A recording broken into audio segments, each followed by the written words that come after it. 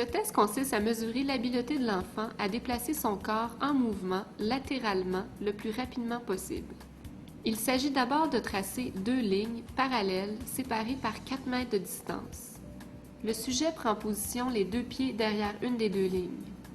Au signal, l'enfant doit se déplacer d'une ligne à l'autre en pas chassé et franchir les 4 mètres 5 fois consécutivement pour une distance totale de 20 mètres.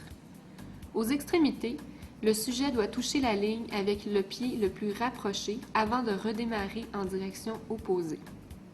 Les croisements de jambes ne sont pas permis et le corps de l'enfant doit toujours être orienté face à l'évaluateur, placé directement devant le sujet. Le temps est chronométré et inscrit avec une précision de 0,1 seconde. Ce test consiste à mesurer l'habileté de l'enfant à changer abruptement et complètement la direction de son corps en mouvement le plus rapidement possible. Deux lignes parallèles séparées de 5 mètres sont tracées au sol. Au signal, le sujet doit couvrir le plus rapidement possible la distance de 5 mètres, traverser complètement la ligne avec les deux pieds, exécuter un virage abrupt de 180 degrés et revenir à la ligne de départ.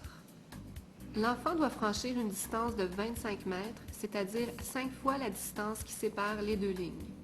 Le parcours est chronométré et le temps est noté avec une précision de 0,1 seconde.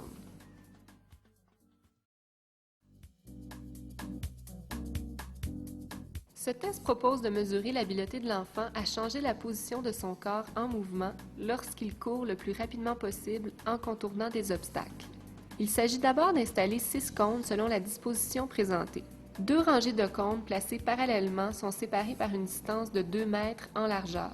Dans le sens de la longueur du parcours, 2,5 mètres séparent la ligne de départ du premier cône. La distance entre les deux cônes suivants est de 2 mètres chacun. Au signal, le sujet doit courir le plus rapidement possible vers sa droite et contourner chacun des obstacles.